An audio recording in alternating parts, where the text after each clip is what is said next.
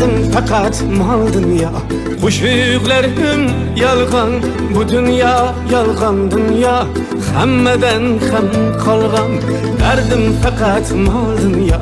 Qo'shiqlarim yolg'on, bu dünya yolg'on dünya.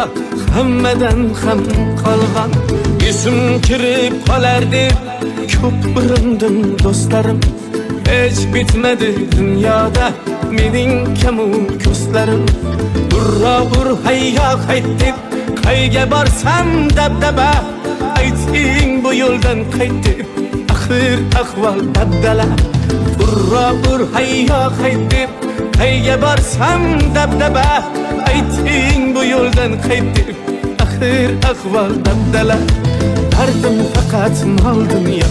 Qo'shiqlarim yolg'on, bu dünya yolg'on dünya. Hammadan ham qolgan derdim fakat mal dünya.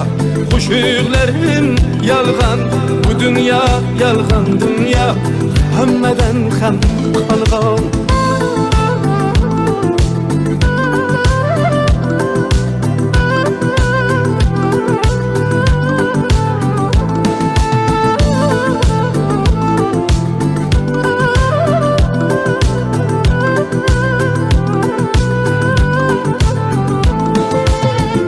Xudoyim endi men aqlsiz bir bolaman. Sen hidoyat qilmasang qayerlarda qolaman. Ey Xudoyim endi men aqlsiz bir bolaman. Sen hidoyat qilmasang qayerlarda qolaman. Ahvol chatoq ish chatoq, qalb ham qorayib ketgan. Ko'ngil qushim sendan kechib o bir joylarga yetgan. Ahvol chatoq ish chatoq, qalb ham qorayib ketgan. Ko'ngil qushim sendan kechib o bir joylarga yetgan. Derdim fakat mal dünya. Qo'shiqlarim yolg'on, bu dünya yolg'on dünya.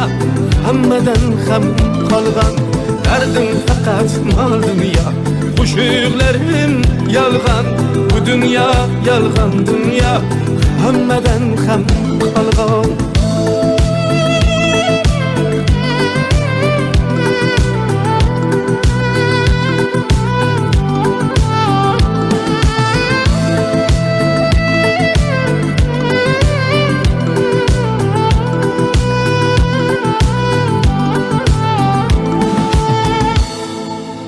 Bu dünya o'zi yolg'on dünya. Sizdan ham, bizdan ham, hammadan qoladigan. Nima bo'lganda ham bu yo'lni oxiri go'zal bo'lsin-da ishqilib. Ha, aytgancha ustozim Tohirbek Mahkamov aytgandek, bu so'zlar kimgadir emas, negadir, nimadir degim keldi xolos. Omon bo'ling.